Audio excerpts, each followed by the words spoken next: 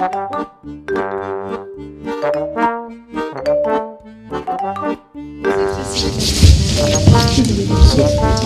mesdames et messieurs, un immense merci d'être venus nous voir. Alors un petit mot d'abord sur ce projet que vous allez voir. Ce projet il naît d'un ouvrage qui s'appelle Jade et les sacrés mystères de la vie, écrit par François Garlamion. Certains parmi vous le connaissent, d'autres non. On espère que ceux qui ne le connaissent pas l'achèteront par la suite. Et voilà, en fait c'est un livre sur lequel je suis tombée il y a 2 ans. Et ça a été un coup de foudre. Alors est venue entre-temps la peur de le monter, bien entendu, parce qu'un ouvrage, au départ, c'est un conte philosophique, pas du tout une pièce de théâtre. Et en fait, chemin faisant, et le bon Dieu passant par là aussi, eh bien, il y a quelque chose qui s'appelle le chef-d'œuvre guidé-né, en fait. C'est dans le langage du scoutisme, on demande de faire un chef-d'œuvre. Et en fait, j'ai décidé, je me suis lancée dans l'aventure de monter Jade, de le transcrire en langage théâtral et de le monter pour vous le donner aujourd'hui. Mais cette histoire, elle ne serait rien sans 5 merveilleux comédiens qui m'ont rejoint. Et vous allez pouvoir les découvrir sur scène, ils sont fous. Petite chose à savoir, on a commencé à réellement jouer Jade il y a seulement 1 mois. Et la mise en scène, on l'a fini hier. Donc, on va vous demander énormément d'indulgence. Ça n'est pas parfait. Et vous en verrez très certainement des petits brins comme ça encore à améliorer. Mais en tout cas, on va essayer de vous donner le maximum de toute la beauté de cette œuvre. Un petit mot enfin sur Jade. Jade, c'est une petite fille, vous allez voir, elle a une 10aine d'années. Alors non, nous n'avons pas demandé à une petite fille de jouer, c'est bien une étudiante qui va jouer. Mais elle a plein de choses à vous dire, elle a des petites merveilles, elle va parfois très haut, parfois très profond, parfois très simple. Mais en général, c'est toujours simple. Donc elle peut vous parler de grandes choses avec un langage très simple. Parfois, cette simplicité va pouvoir vous faire peur. Mais habituez-vous à ça, c'est très simple, c'est abordable par tout le monde. Et vous allez vous laisser conquérir, on l'espère, par cette petite fille d'une 10aine d'années. On vous laisse essayer d'éteindre vos portables avant que ça ne commence. Et c'est à peu près tout.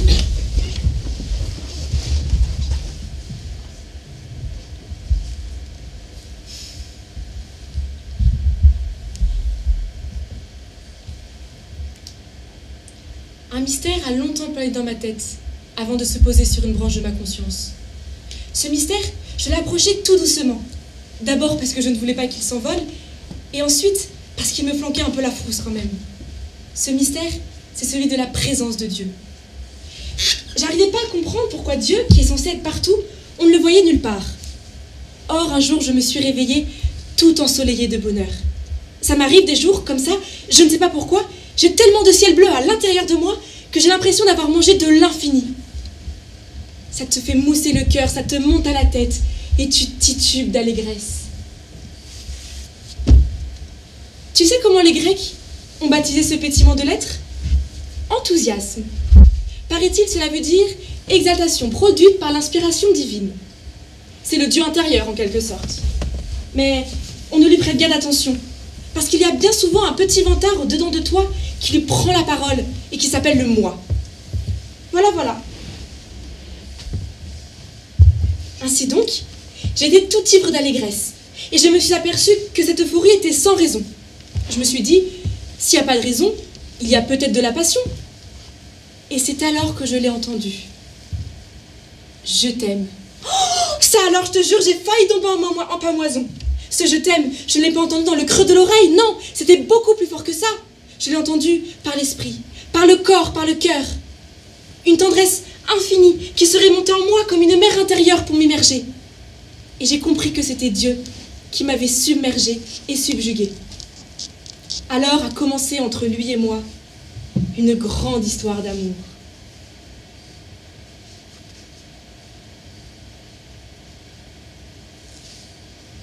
Dieu, je l'aime tellement que j'aimerais parfois qu'il soit à moi toute seule, comme un fiancé. Je ne sais pas pourquoi, mais je comprends pas. Il a tout le monde et a personne à la fois. Il est public et privé, impersonnel et intime, invisible et présent. Mais je crois que c'est mieux comme ça. S'il était à tout le monde, ça ferait des histoires, des jalousies, des grincements de dents, des déchirures, des pleurs, des divorces, peut-être même des illusions perdues. Et on finirait par ne plus y croire. Enfin, je veux dire, par ne plus croire en lui. Tandis que là, tu comprends, il ne force jamais ton cœur. Tu peux lui faire la tête un jour, il ne t'en voudra pas le lendemain. C'est un sacré chic type au fond. Et en plus, Dieu, il est là, pas seulement quand il a envie d'être là, mais quand tu as besoin de lui, même dans les pires moments. Et ça c'est drôlement rare. Quand il dit « je t'aime », ce n'est pas juste du bout des lèvres, comme ça, lancé, non, c'est à pleine tendresse, avec tout l'amour du monde, et puis l'accent de son pays, et puis sa manière à lui de fabriquer en un clin d'yeux des instants d'éternité.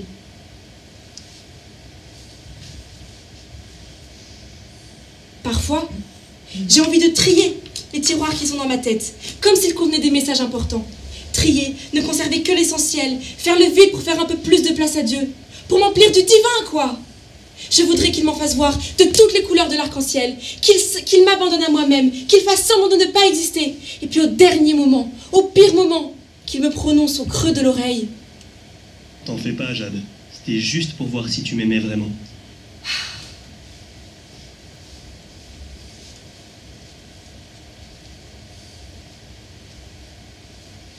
Dieu, c'est quand même difficile à expliquer.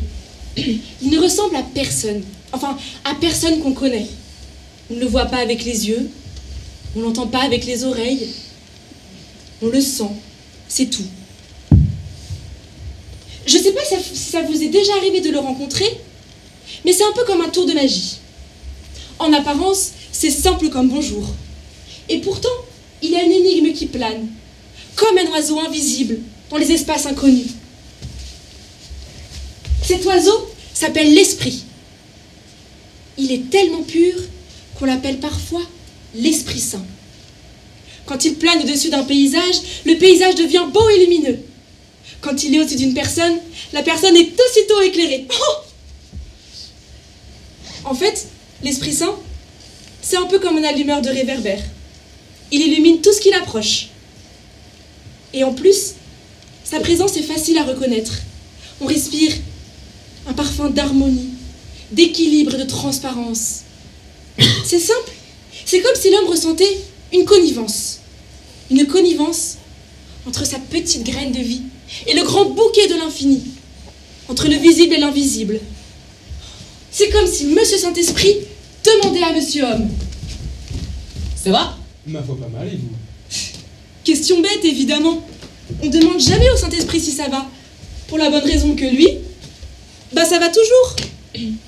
L'avantage quand on est Dieu, c'est qu'on peut faire de la joie avec n'importe quoi. Même avec de la peine, même avec de la souffrance. C'est quand même dommage qu'on connaisse pas son truc. Parce que moi, parfois, ça m'arrive de me réveiller avec de grands nuages gris foncés dans la tête. Impossible à chasser. Parfois même, il déclenche des orages terribles qui débordent des yeux.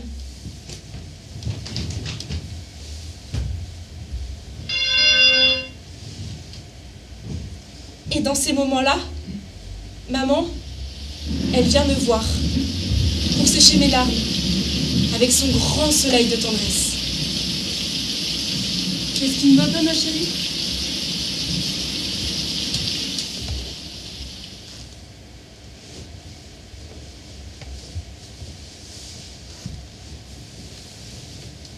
J'aimerais pouvoir lui répondre, parce qu'elle, maman, ne cache rien. Mais je ne sais pas quoi dire. Il pleure dans mon cœur, et je sais même pas pourquoi. Ça m'arrive comme ça, parfois. J'ai le cœur tout froissé, et les yeux tout frissonnés. On peut faire des omelettes d'idées. En fait, c'est un peu comme l'enthousiasme. On ne sait jamais d'où ça vient. La différence, c'est que l'enthousiasme, ça aide à fabriquer le bonheur. Et c'est rudement bon. Tandis que la tristesse, c'est comme le mauvais temps qui s'installe. On a l'impression que le soleil a disparu pour toujours et on ne sait jamais quand est-ce qu'il va revenir.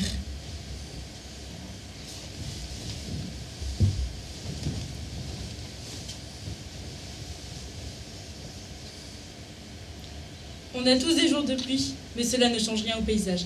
Regarde cette fenêtre. Tu vois ce paysage? Il est plongé dans la nuit et demain il sera baigné de lumière. Et puis il y aura l'automne, la neige, et les fleurs s'épanouiront à nouveau, et on retrouvera la chaleur de l'été. Qu'est-ce qui aura changé? Tout, rien.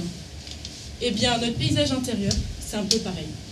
Il y a des climats changeants, des pressions fluctuantes, des saisons qui se succèdent, des cycles, des rythmes, de la pluie, de la neige. Il y a une perpétuelle métamorphose, et cependant, rien ne change. C'est toujours le même paysage, tu es toujours toi. Il faut t'accepter pareillement sous le soleil et sous la neige. Bon, il est un peu tard, retourne te coucher. Bonne nuit ma chérie. Bonne nuit maman.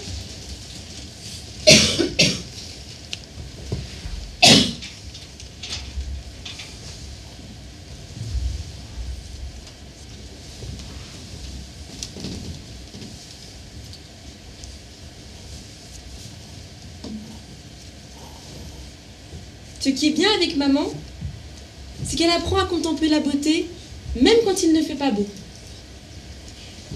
J'ai compris ça qu'une personne, c'est un peu comme un paysage. Si vous l'aimez vraiment, vous n'avez pas besoin qu'elle soit toujours au beau fixe pour l'aimer. Vous savez, ça m'est déjà arrivé d'être bien malheureuse. Et je me suis rendu compte que la seule façon de chasser ce brouillard intérieur, c'était de faire briller des rayons de sourire. Bon, vous allez me dire, c'est difficile de sourire quand on est malheureux. Bon, ben en fait on apprend. Et on se rend compte que c'est encore plus difficile de rester malheureux quand on sourit. Voilà, voilà. Oh, je vais être en retard à l'école.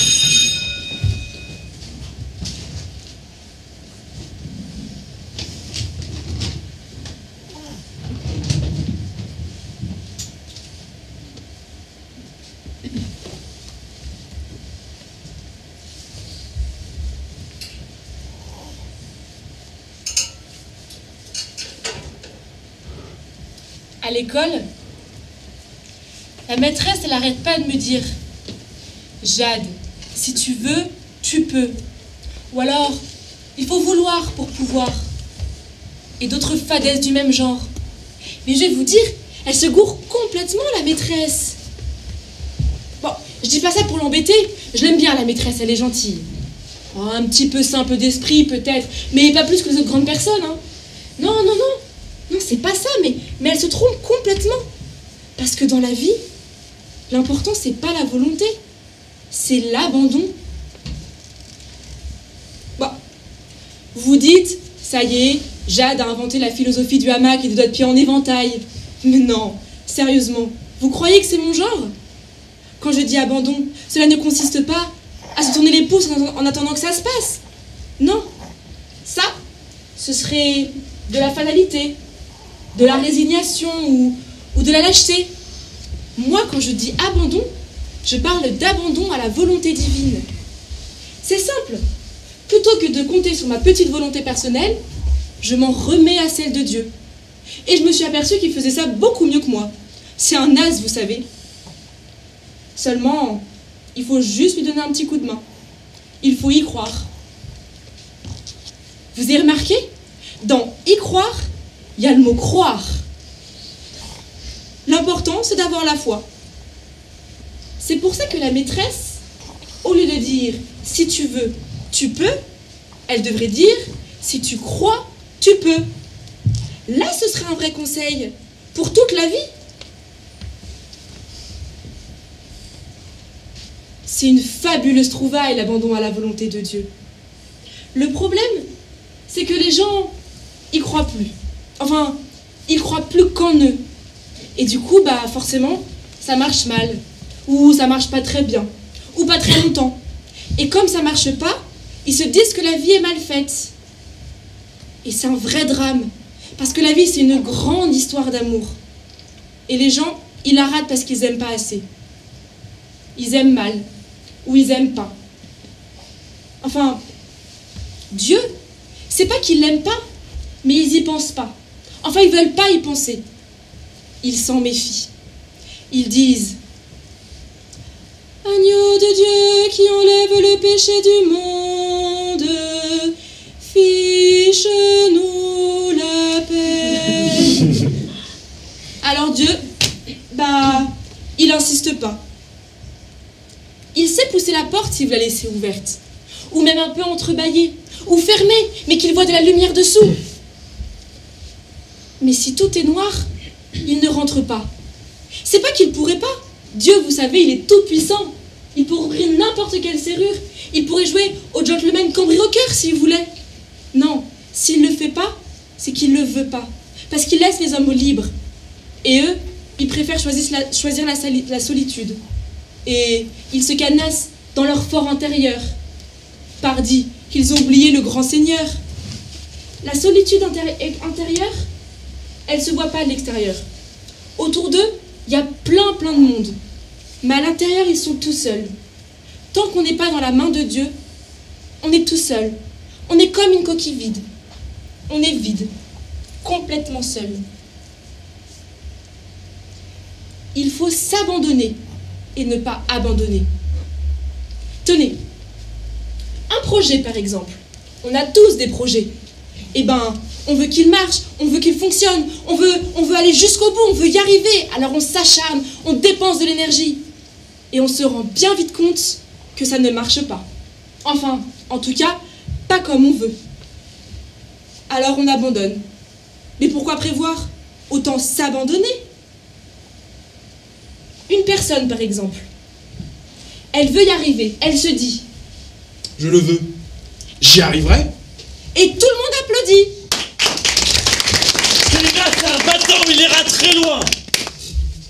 Tout le monde applaudit parce qu'il se rappelait qu'à l'école, la maîtresse disait: si tu veux, tu peux. Il ira loin. Mais il ira nulle part.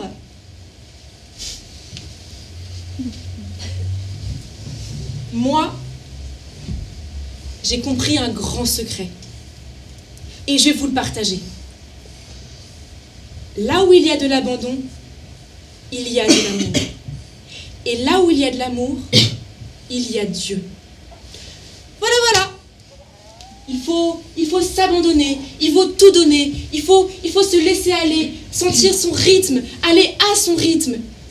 Et dans un grand soleil de tendresse dire: merci Dieu, merci de nous guider vers ces contrées inconnues et de ne jamais nous lâcher. Il faut laisser Dieu couler en nous comme une source, tout simplement. Et puis vous verrez, si vous avez compris ça, la vie, ça coule de source.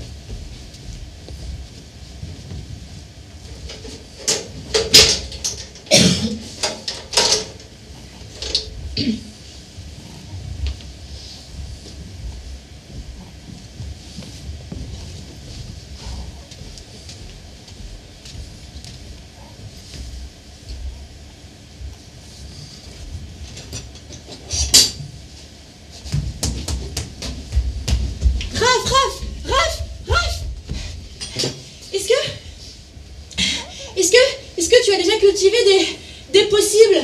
Quoi? Mais qu'est-ce que tu me chantes là? Des possibles. Il paraît que je suis née au milieu d'un champ de possibles. Tu sais que t'es un sacré boutou, toi. Un champ de possible, c'est pas comme un champ de carottes, de poireaux, de pommes de terre. Ton champ de possible, c'est le domaine de la liberté.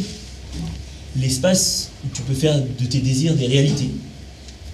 Bref, l'endroit où les choses te sont accessibles. Où des possibilités te sont offertes. Carpe diem. Quoi? Carpe diem, qu'est-ce que ça veut dire à ton avis?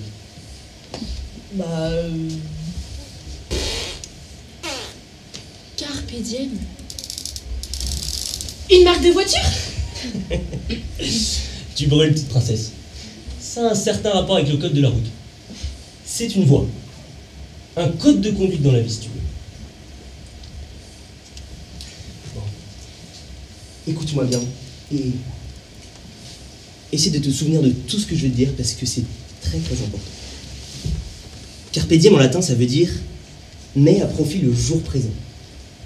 C'est Horace qui disait ce mot pour signifier que la vie est courte et fugitive et qu'il ne faut pas la gâcher. La plupart des gens ne savent pas mettre à profit le temps qui passe. Les gens disent J'ai pas le temps, je suis débordé là. Non, j'ai pas le temps. Non, je peux vraiment pas, hein, j'ai pas le temps. Ah non, non, pas aujourd'hui, c'est pas possible là. Non, non, je te le dis, non, pas possible.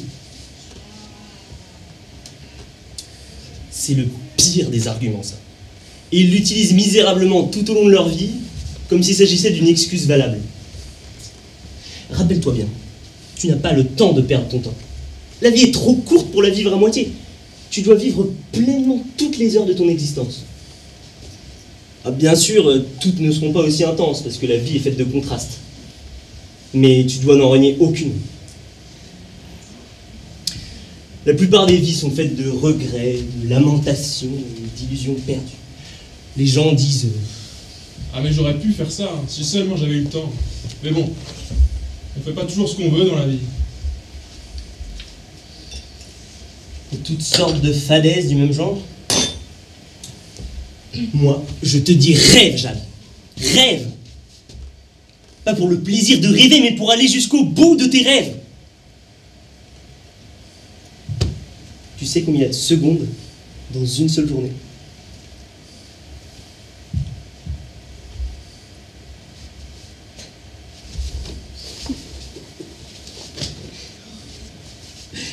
« 86 400.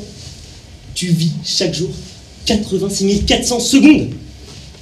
Tu te rends compte? Ça te fait une sacrée provision. Tu t'imagines toutes les choses que tu peux faire pendant ce laps de temps? Je savais pas qu'il y avait autant de secondes dans une toute petite journée.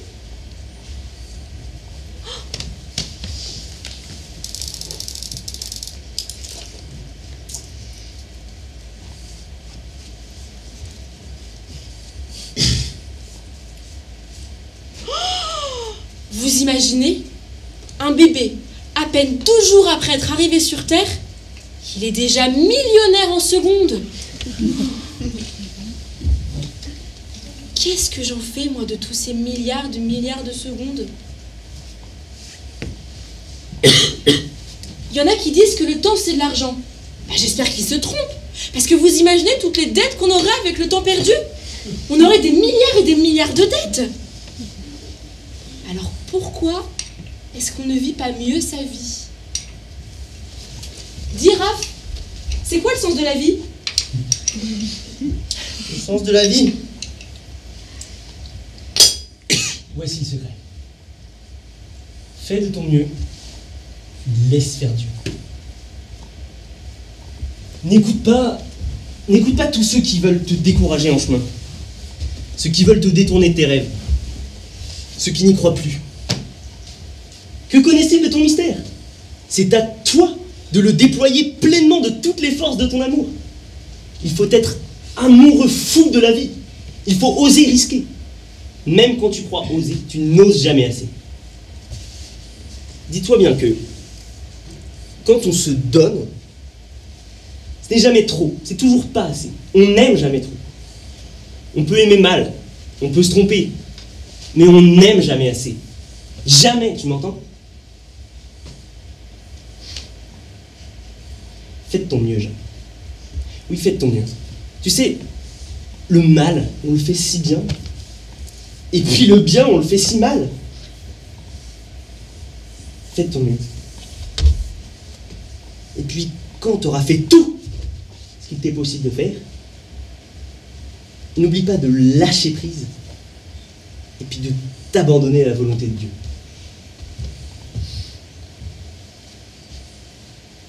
Un jour, Dieu viendra visiter ton jardin intérieur et il te demandera « Qu'as-tu fait de ton talent ?» Et là, ça pourrait être génial de pouvoir te tourner vers lui avec un grand sourire et de lui montrer toutes les petites choses que tu as faites avec amour dans la vie. Et il verra, Dieu, toutes les petites graines que tu as semées, que tu as entretenues, qui sont devenues jeunes pousses, puis arbres, fleurs et fruits. Et là, il se tournera vers toi. Et je suis prêt à parier qu'il te dira lui aussi, t'es un sacré bout de chou.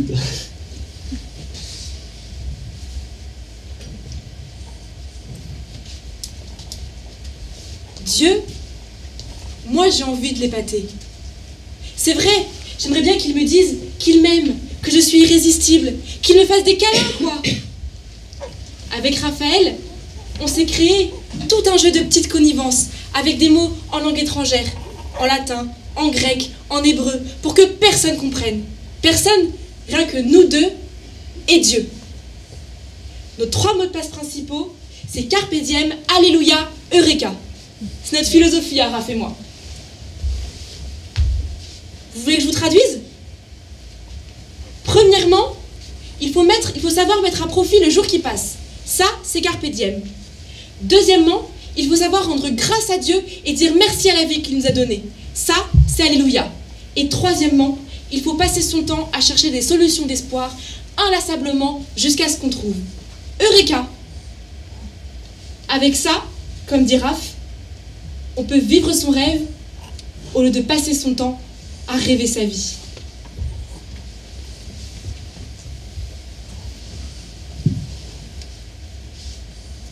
Raphaël, je l'ai rencontré par hasard, là-bas sur la colline, alors qu'il venait d'atterrir. Ah oui, je vous ai pas dit, Raph, il vole. Enfin, c'est pas une racaille, hein. C'est pas un oiseau non plus. Et puis c'est pas un ange parce qu'il a pas d'aile. Non, mais il pilote un petit avion.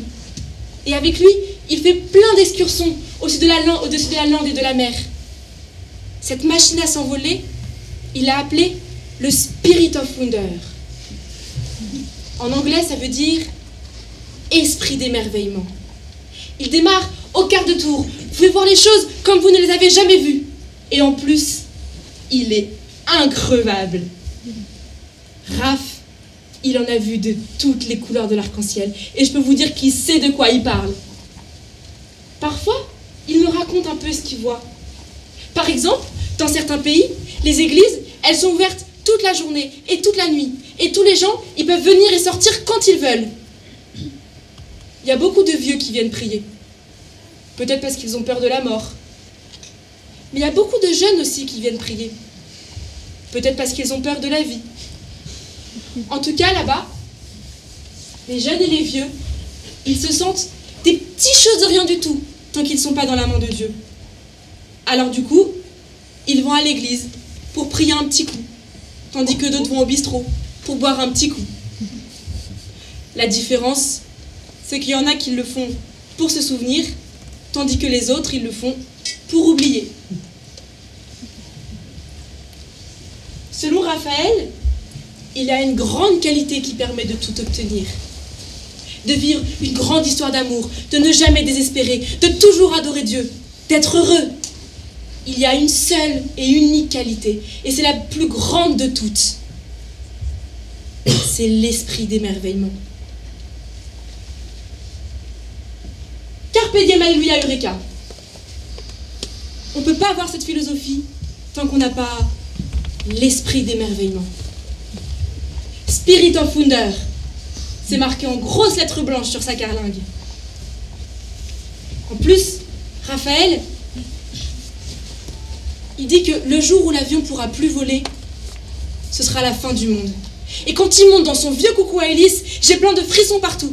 D'abord parce que c'est un vieil ami, et ensuite parce que le jour où le Spirit of Wonder se froissera les ailes, je suis pas sûre que le monde continuera de tourner. T'as parfaitement raison, ma petite Jade.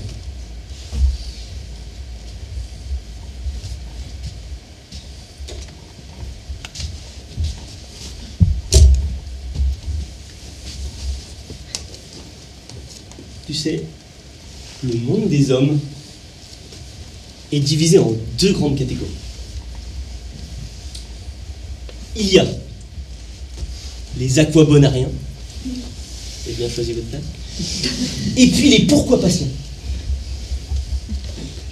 Il y a ceux qui se disent quoi bon, et qui voient que les obstacles à surmonter. Et puis il y a ceux qui se disent pourquoi pas, et qui voient que le but à atteindre. C'est ce qui me rend triste. C'est qu'il y a de plus en plus d'aquabonariens. Ces gens-là sont des assassins. Ils tuent l'esprit d'émerveillement. Ils prennent un malin plaisir à tout critiquer, à se plaindre de tout. Ils traversent la vie comme si rien n'avait réellement d'importance. Puis, ils baissent les bras à la première occasion. Ils sont blasés. Je les appelle les négatifs. Parce que ce sont des créatures qui ont perdu contact avec le Créateur. Ne te laisse pas prendre à ce petit jeu-là, ma petite Jade. Tu vaux beaucoup mieux que ça. N'aie pas la sottise de vouloir ressembler à tes contemporains. Et dis-toi que, lorsque tu t'éveilles, t'as aucune certitude d'être encore vivante au coucher du soleil. Est-ce que c'est pas la meilleure raison pour dire merci à celui qui meut l'univers et organise toute chose? Merci de faire que la terre soit parfois si jolie. Est-ce que c'est pas une raison pour t'émerveiller de la vie, sous quelque forme qu'elle soit, fût-ce l'imperceptible frémissement du brin d'herbe dans la brise du soir? Est-ce que c'est pas une raison de rechercher les grandes occasions, les personnes de valeur et tout ce qui est digne d'espoir? Est-ce que c'est pas une raison pour vivre pleinement tes joies et supporter dignement tes peines?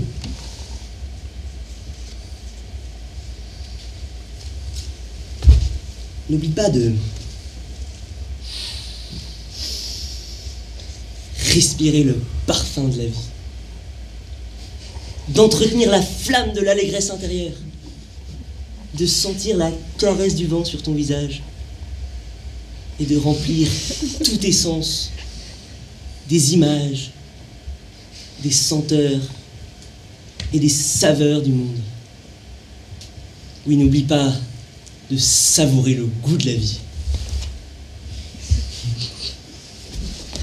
Carpe diem, alléluia, eureka! À vos ordres, commandant du Spirit of Wonder!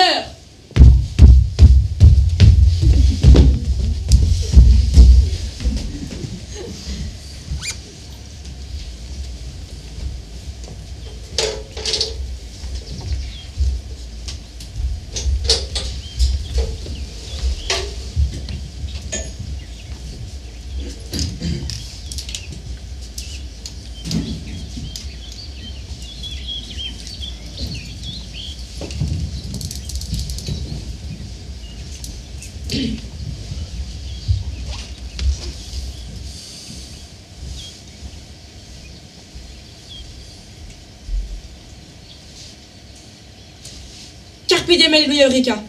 Vous vous souviendrez, hein? Bon, je sais ce que vous vous dites.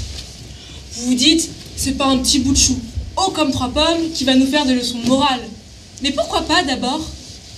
Par exemple, je sais que quand on fait le point sur sa vie, quand on regarde les milliers de milliards de secondes, les rencontres, les personnes, les actes, les gestes, les paroles, on se rend compte que ce qui résonne le plus, ce qui marque le plus dans le dedans de soi, c'est pas les actes de volonté.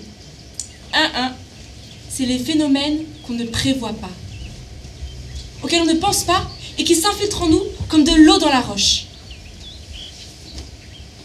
Alors on s'ouvre, on s'épanouit, on fleurit, on porte des fruits, la vie devient savoureuse et on a envie de mordre dedans. Ça me rappelle Fred. Fred, je ne vous en ai jamais parlé encore. Pourtant, c'est un grand ami à moi. Presque aussi grand que Raph. Enfin, pas seulement pour la taille, mais par la place qu'il tient dans mon cœur. Fred, il dit que pour être bien, il faut prendre de la hauteur. Alors, il n'arrête pas de parcourir les montagnes à la recherche de sommets toujours plus hauts. C'est un peu comme Raph. Il cherche toujours à prendre de l'altitude. Ah bah tenez, le voilà. Fred! pour toi le sens de la vie?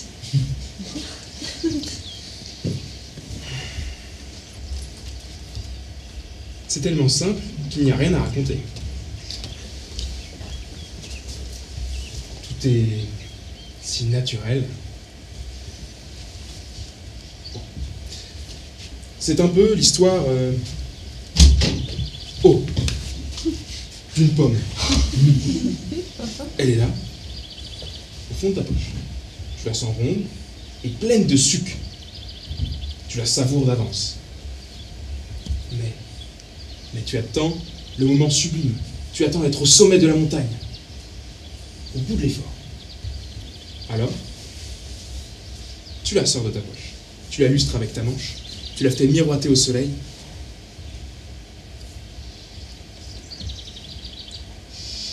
Elle exhale une senteur qui te fait venir l'eau à la bouche.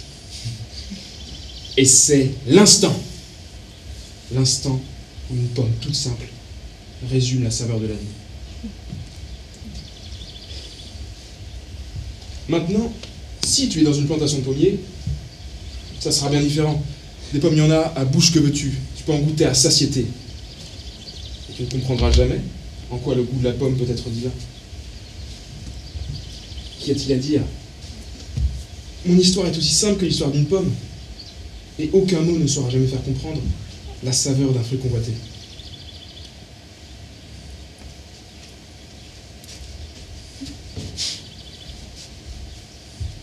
L'important, c'est le goût de vivre.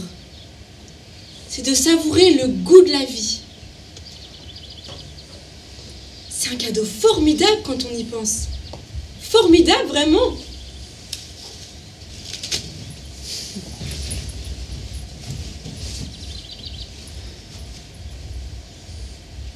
Et n'oublie pas, la pomme ne change pas dans sa réalité, mais la voilà transfigurée par une façon de goûter, de voir, de ressentir. Tu comprends? Tout le mystère de la vie est dans tes yeux. Il suffit de les exercer à percer l'apparence des choses. Et dis-toi bien que lorsque l'univers te paraît s'assombrir, ce n'est pas parce que les portes se ferment devant toi, mais parce que ton regard se dérobe à la lumière. Au revoir, Jade. Et à nous deux, Kilimanjaro.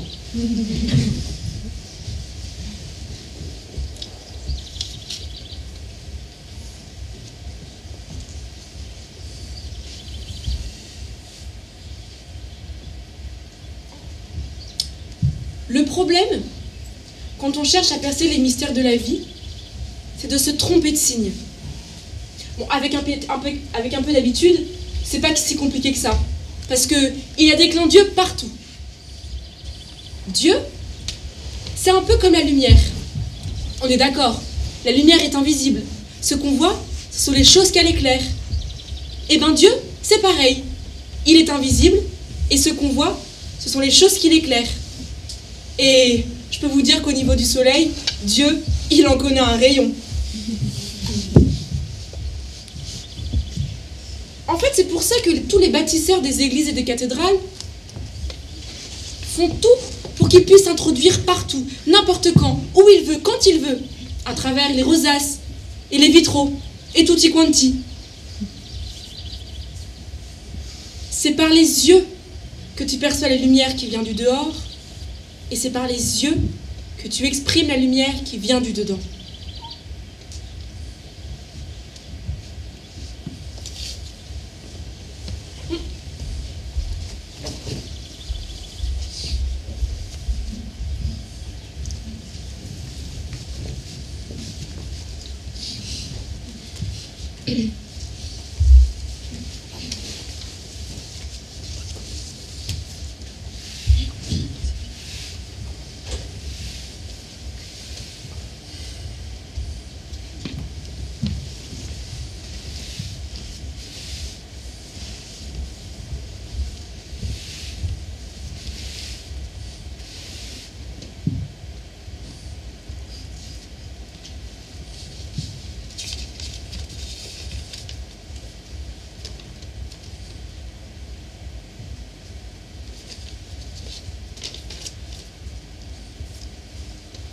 Au lieu de songer à conquérir le monde, l'homme ferait mieux de songer à reconquérir sa souveraineté intérieure.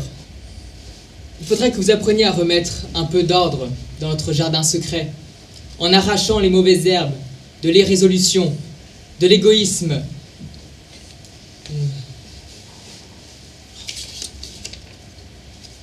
En arrachant les mauvaises herbes, de l'irrésolution, de l'égoïsme, de la cupidité et de l'orgueil, et en cultivant un peu mieux les graines de certitude, de joie et de partage. Mes chers paroissiens, une petite fille est venue me voir cette semaine, et j'ai pu constater que le taux de moralité enfantine est en nette progression. Peut-être bien que les enfants commencent à ressembler un peu moins à leur époque, et un peu plus à Dieu. Eh bien, prenez-en de la graine. Et cette graine-là, sachez la cultiver, car elle peut donner des fleurs merveilleuses. Et peut-être qu'il n'y a rien de plus important pour l'avenir de l'humanité.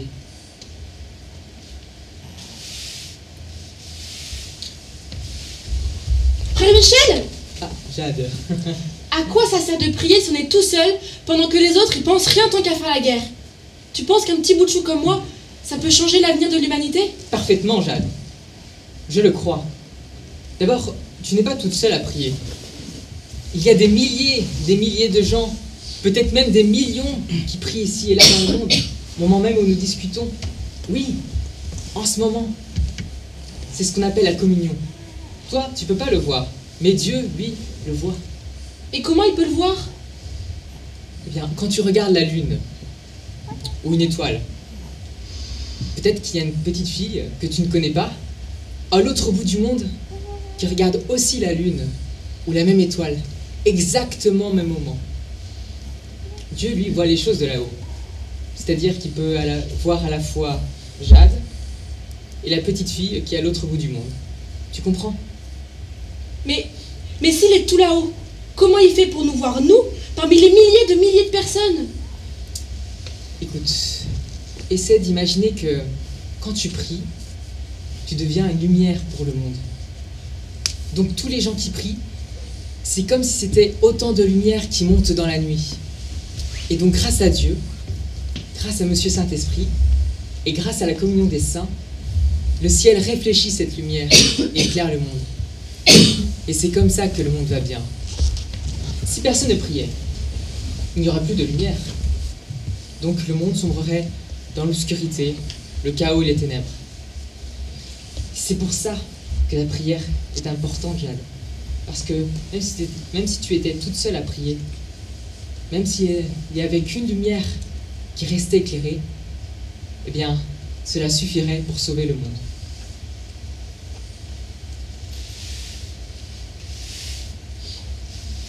J'aime bien parler avec frère Michel parce que c'est un illuminé. Et comme il illumine, eh ben il m'aide à y voir plus clair.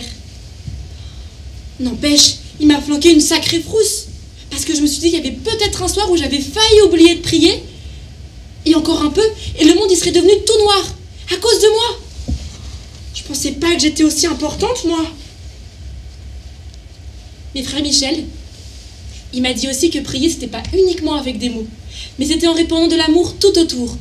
Comme si on mettait de la lumière dans une grande pièce toute noire. Donc, il faut être illuminé de l'intérieur pour illuminer à l'extérieur. Quand même, parfois, il donne des sacrés coups de pied dans les fesses de la conscience des gens, frère Michel. Mais il a tant d'amour à donner que tous en tombent à genoux. Même que c'est pour ça que mes copains plus tard, ils veulent devenir curés. Frère Michel, c'est quoi aimer?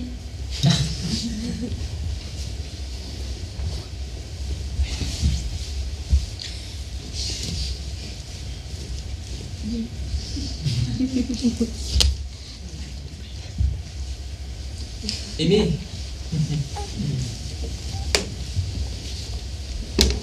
Ah, grande question. Aimer, c'est avoir envie de faire plaisir, rien que pour le plaisir de faire plaisir. Gratis prodéo? Bravo! C'est exactement ça, pour l'amour de Dieu. Ce que tu dois aimer dans l'autre, ce n'est pas son reflet. Et ce n'est pas le reflet de toi-même. C'est le reflet de Dieu. Et on peut être amoureuse de Dieu? Enfin, je veux dire, c'est pas un péché?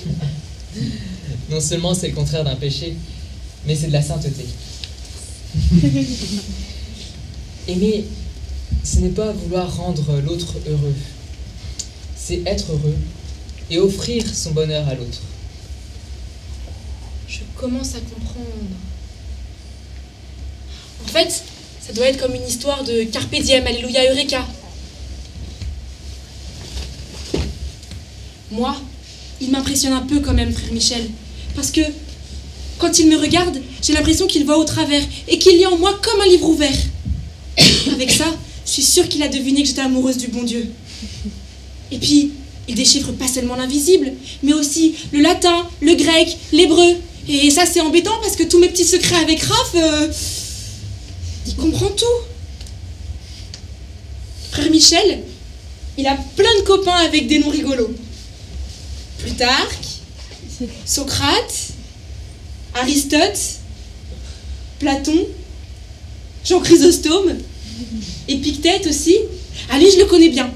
Parce que paraît-il que c'est lui qui a dit un jour « Les hommes se rendent malheureux non par les choses qui arrivent, mais par leur manière de voir les choses qui arrivent. » Et j'ai pensé à mes nuages gris foncé. Frère Michel, j'aimerais bien rencontrer Épictète un jour, histoire de causer un moment avec lui.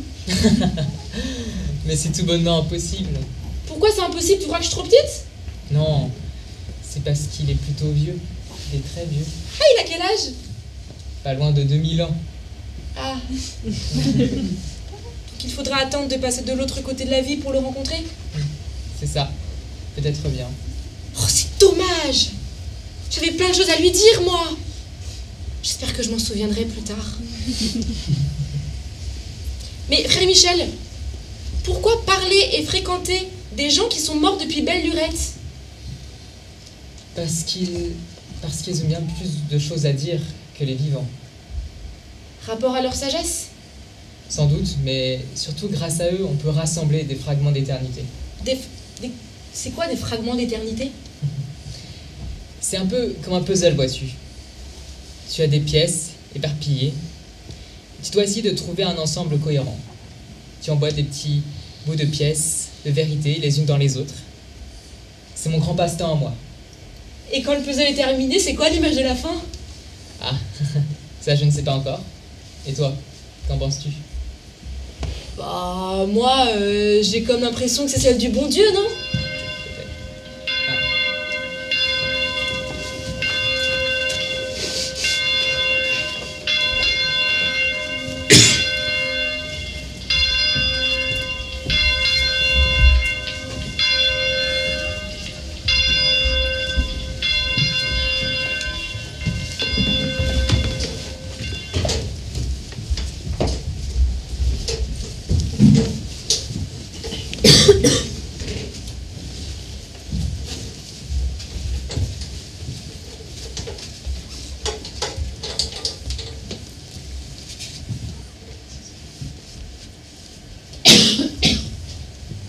Hier soir, Jade est venue me voir.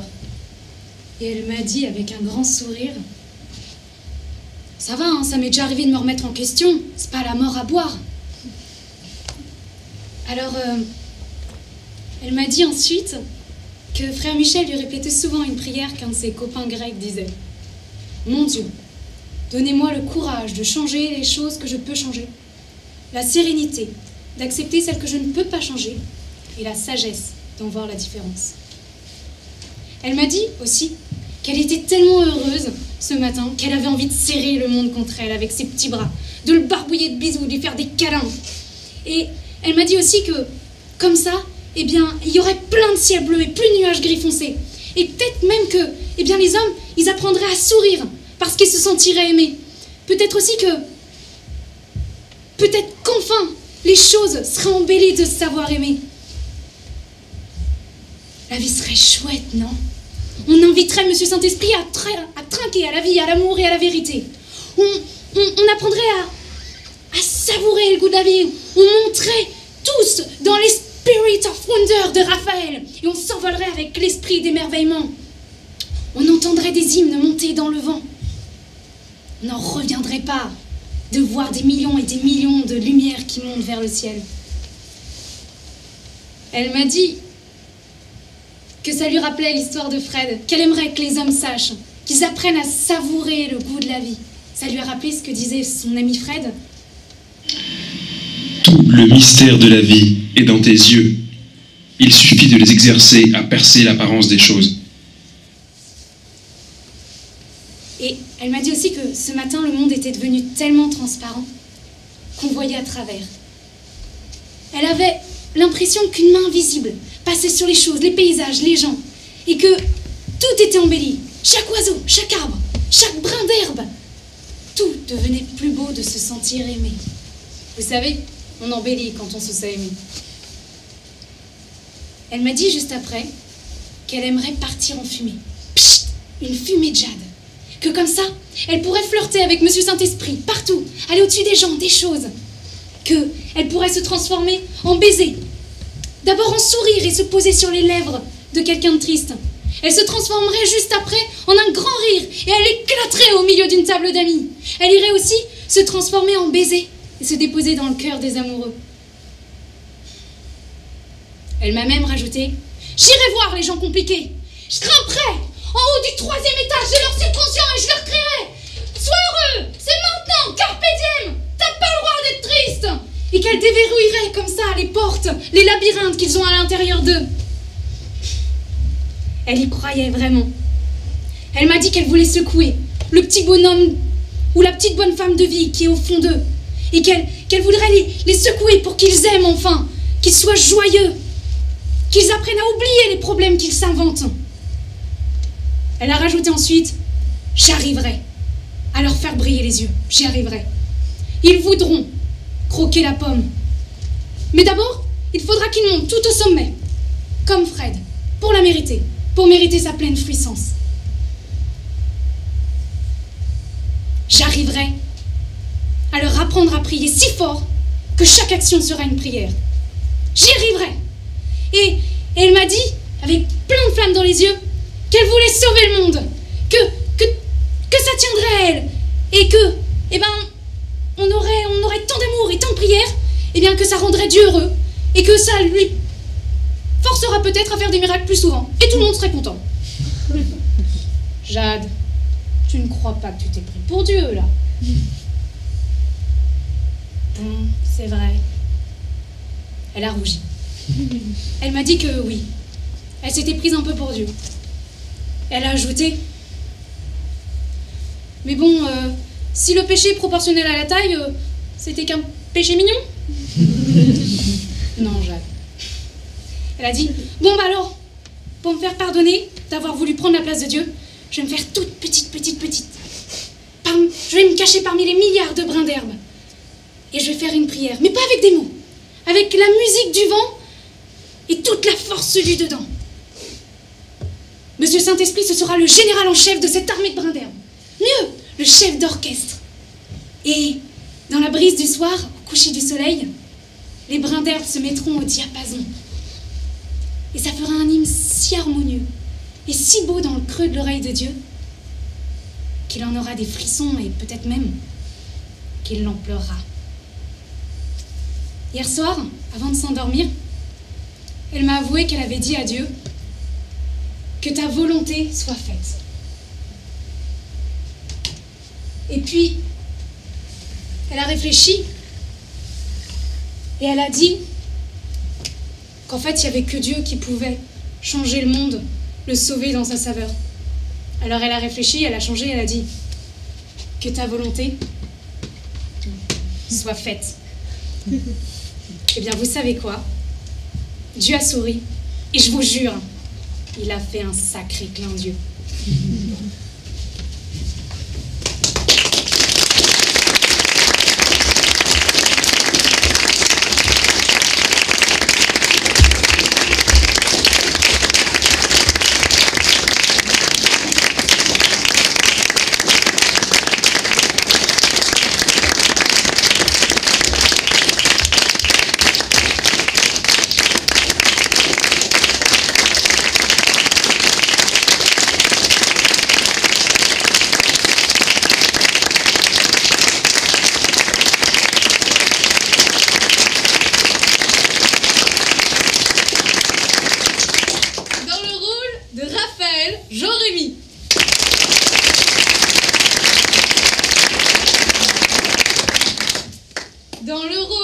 de frère Michel, Esteban.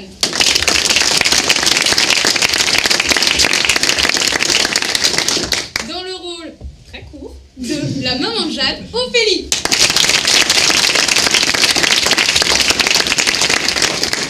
Dans le rôle de Fred, Pierre.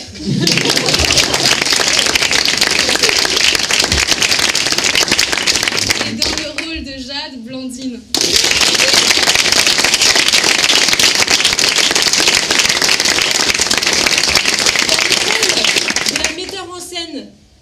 Qui est à la base de tout le projet et sans qui on serait vraiment pas du tout là, Ombline.